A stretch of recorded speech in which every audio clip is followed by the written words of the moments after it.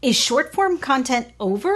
Well, for me and a lot of other creators, it definitely is. In this video, I'm going to make the argument that we're seeing the early signs of the decline of short form content. Now, if you disagree and you love making shorts, good on you, but I'm about to talk some shit. So it's been a couple years since YouTube rolled out shorts, and it's been a bit of a bumpy ride, to say the least.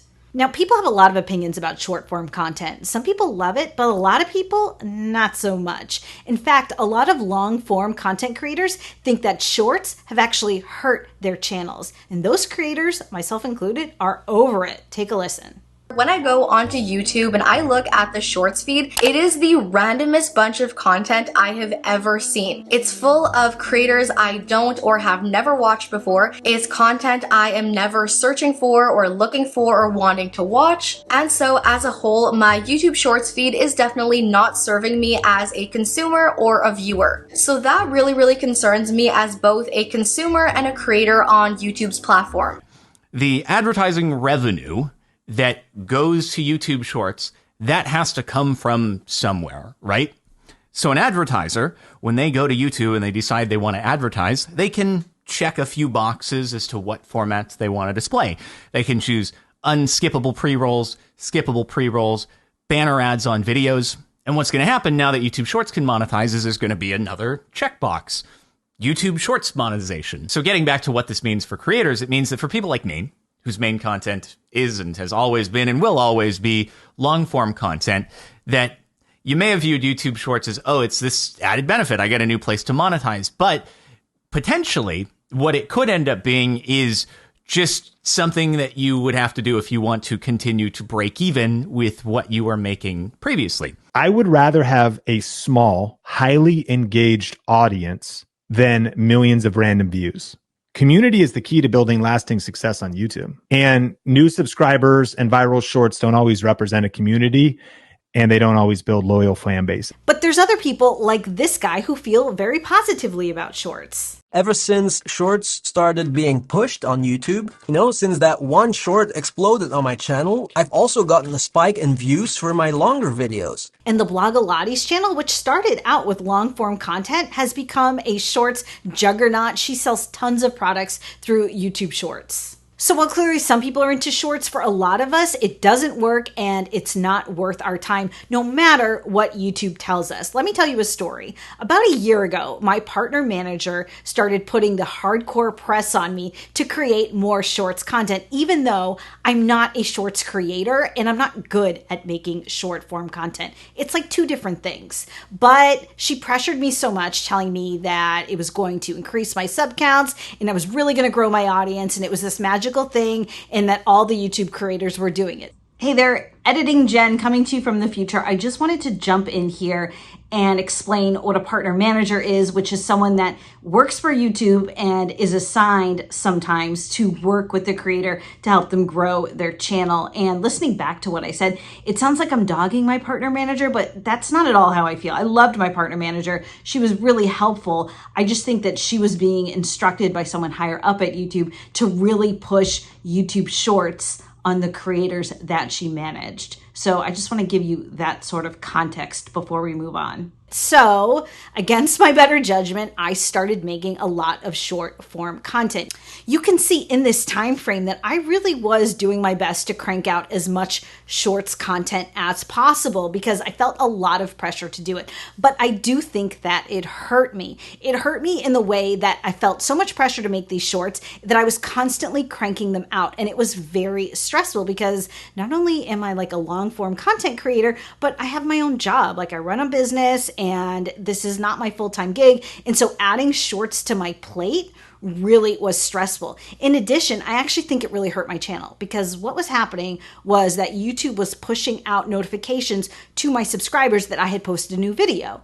But those subscribers were used to long form content from me. So when they were getting these weird shorts, I think a lot of people got turned off, and I was posting so many of them at the advisement of YouTube that I think that they maybe disabled their notifications. And I don't really blame them for that. Because at the end of the day, people who consume short form content aren't necessarily the same people who consume long form content. There's a huge disconnect there. Now, YouTube does seem to be acknowledging this disconnect. Just the other day on the Creator Insider channel, they announced that they were going to be rolling out this new feature called related content that seems to be an attempt to bridge the gap between short form content from one creator and their long form content.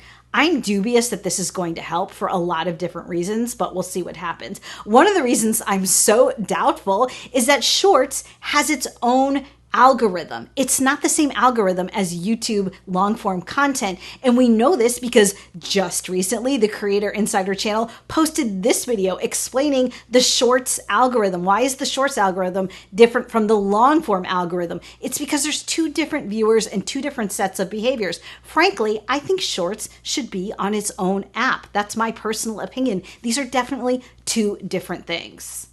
But it's not just this disconnect that's problematic. Shorts monetization sucks. Back when my partner manager was pressuring me to make more Shorts content, they weren't even monetized. So you can imagine how eager everyone was to see what Shorts monetization would look like and how much money they could make by creating these Shorts. Well, we were in for a disappointment. Let me show you. This is my best performing short. It only has 38,000 views, which for Shorts is not a lot. Like I said, I'm not good at making Shorts, but look at the revenue I made from this video, $1.18. This video probably took me, let's say, 45 minutes to create start to finish, and I only made $1.18 off this short. Talk about abysmal. Now for comparison, let's take a look at this long form video. Also has about 38,000 views, but I've made almost $1,000 off this one video, and maybe it took me 5 or 6 hours to create this video from start to finish, but clearly it was way more worth my time.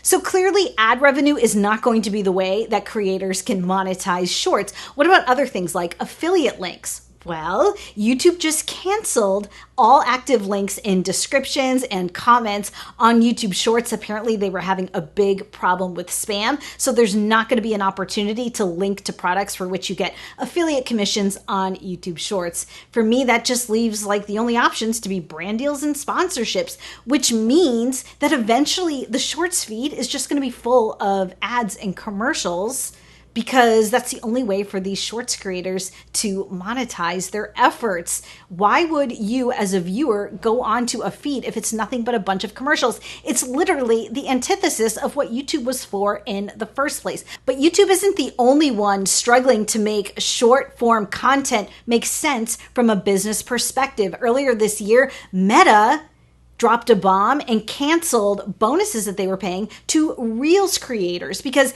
as popular as Instagram Reels are, they were actually hurting their parent company Meta's bottom line. So Reels aren't really getting monetized in the same way either. And what about TikTok? Well, hold on to your butts for this one, because in 2023, TikTok extended the length of videos on the platform to be up to 3 minutes long. That is not short form content. It seems to me that the platform that created this whole mess to begin with is acknowledging that short form content is on the decline. Now, one of the creators I highlighted earlier in this video, Annie Dubé, put it this way. She wants to normalize not being obligated to create short form content here on YouTube or anywhere else. And I am fully in agreement with that idea, because short form content is awesome for some people who are really good at it, but not every viewer wants short form content, and not every creator wants to create short form content. So I say everyone should have a choice, and no one should feel obligated to make any type of content they don't want to serve an algorithm that really isn't working for them in the first place. Do you agree or disagree with me?